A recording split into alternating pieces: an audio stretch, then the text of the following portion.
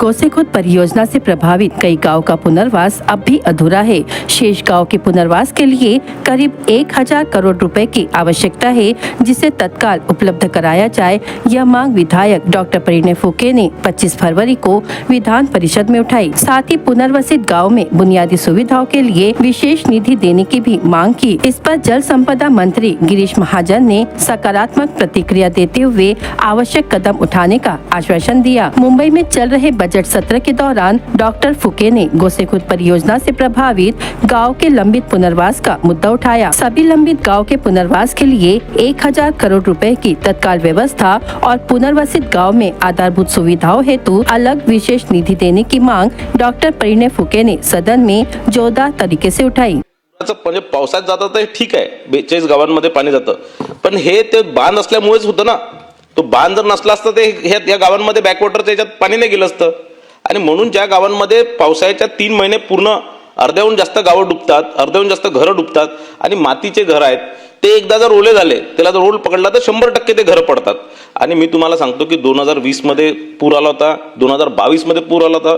त्यावेळेस आपण विरोधी पक्षात होतो, खुद स्वतः माननीय फडणवीस साहेब तिथे येऊन त्यांनी बघितली, पाहणी केली। आम्ही दरवर्षी पाऊस पडल्यावर तिथे जाऊन बघतो आणि किमान आम्ही जे म्हणतो की जे 3 गावं जे महत्त्वपूर्ण जे गावं आम्हाला आपल्याला सांगतो, मी हे नाही म्हणत आपल्याला पूर्ण 42 गावाला पुनर्वसन करा म्हणून, पण हे जे दमणीपाड, कारदा आणि खमारी जे आहेत, हे गावं आपल्याला पुनर्वसन करा लागणार। त्याच्याशिवाय तिथे पर्याय नाही।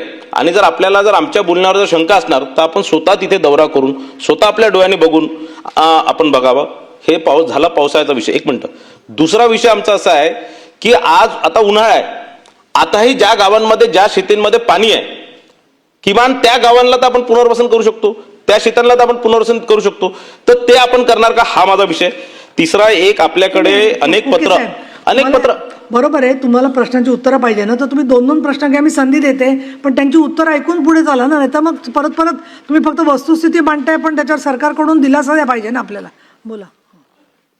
ठीक आहे, तर आपण 42 गावांचा विषय थोडा बाजूला ठेवू, पण आपण 3 गावांचा विषय केला। निश्चित आपण त्या संदर्भामध्ये मी आठवडाभरातच माहिती मागवतो। मी आमच्या सगळ्या वरिष्ठ अधिकारी त्या ठिकाणी पाठवतो, त्यांच्याकडे माहिती असेल।